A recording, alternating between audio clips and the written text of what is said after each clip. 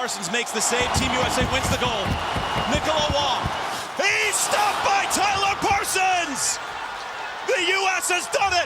Tyler Parsons with the save! The Americans are World Junior Hockey Champions! And the Rockets make the most bursting in it. I'm assuming building and compiling this year's roster was very different than in years past. What were some of the challenges that you and your front office mates there had to kind of battle through to get this team the way it looks today? Yeah, we were challenged at the beginning. We didn't have a July camp where we have Team Canada, Team Finland, Team Sweden come in, and everybody gets a good look at the group of players that they have. But we have a great coaching staff. We have a great assistant staff that makes up how we go out and scout the players. So we're kind of grateful that we can actually just have the tournament right now, to be honest with you. We have a lot of hurdles to climb in order to get there. Obviously, safety being the number one piece on everybody's mind. But we have a good group of players. We're excited about the tournament for sure. If we were to look a little fast forward and look at the potential, this could potentially have the most returning players ever for Team USA from the prior year's tournament. How excited does that make you as a general manager? Well, it really excites you a lot when you have a returning goalie, especially in Spencer Knight, a player of his capabilities. But, we have two goalies returning. Dustin Wolf's our other goalie, and then one returning defenseman in Cam York. But you can see the others there as well. But our team, 7 forwards returning from last year, some really dynamic forwards.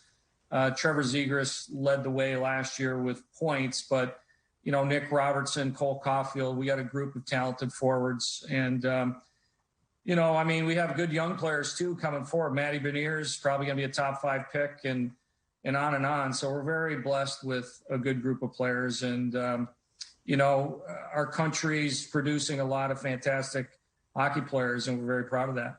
You mentioned some of the challenges that maybe your team and this tournament will face between now and the time we drop the puck on Christmas Day.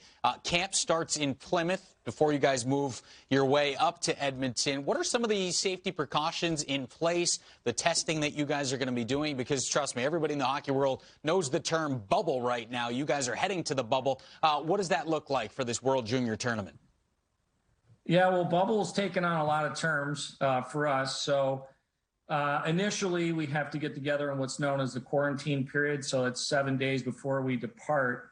That's beginning on December 6th. And then we quarantine. But in the quarantine, we can practice and, go through our system play and basically test on Monday, Wednesday, and Friday. All the testing results, we'll have a return on that in 12 hours and get it over to the IIHF and the authorities in Alberta. And after that, we're going to get on a flight. And December 13th, we head into Edmonton, and then we have 4 days of isolation, which is different than quarantine. Quarantine, you can still practice. Isolation, we have to be in our own rooms by ourselves. So we have a contingency of 40 people, 25 players plus staff. And, that's going to be a hurdle. We're trying to line up some talent, former players to speak to the current players, and some current players too in the NHL that hopefully will excite everybody and as we get everybody on board. But it'll be a trying time for sure. With all the planning that goes into this, from your vantage point, what about as far as this is a really unique time, obviously, with a lot of players who haven't played much hockey in the last number of months? How does it work? I'm very curious.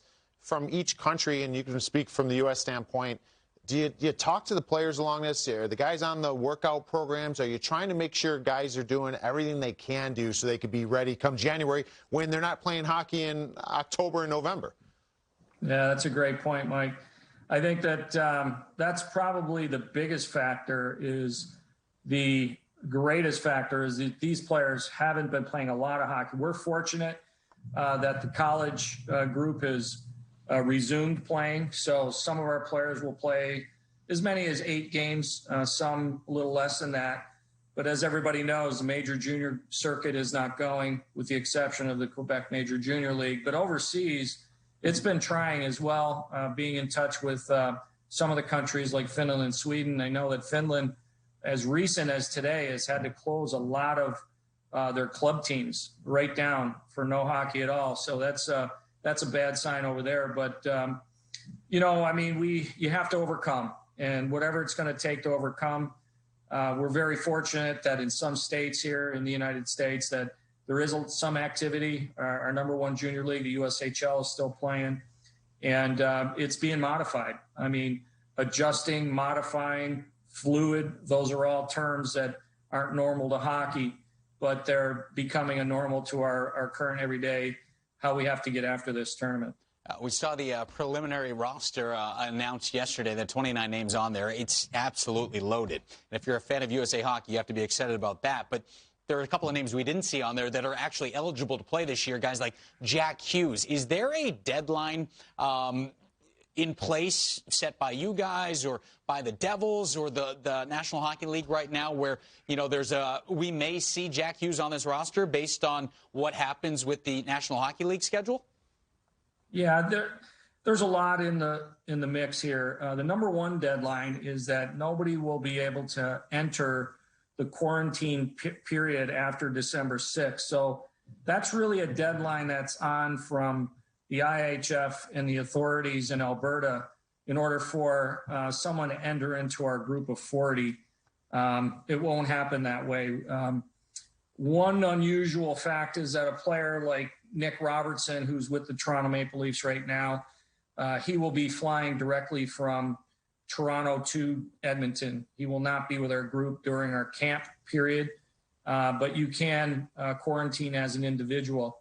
As far as Jack goes, you know, we've talked to New Jersey, we've talked to Jack's camp, and, you know, he trains out of our USA Hockey facility right there, right in Plymouth, Michigan. So, you know, I mean, your heart has to be into it. I'm not so sure that that's the case this year, but, you know, obviously everybody's looking at what the decision Kirby Dach made for Canada, that he was, it's his hometown in Edmonton. So, you know, there's some extra incentive there. So right now this year, we have a good group.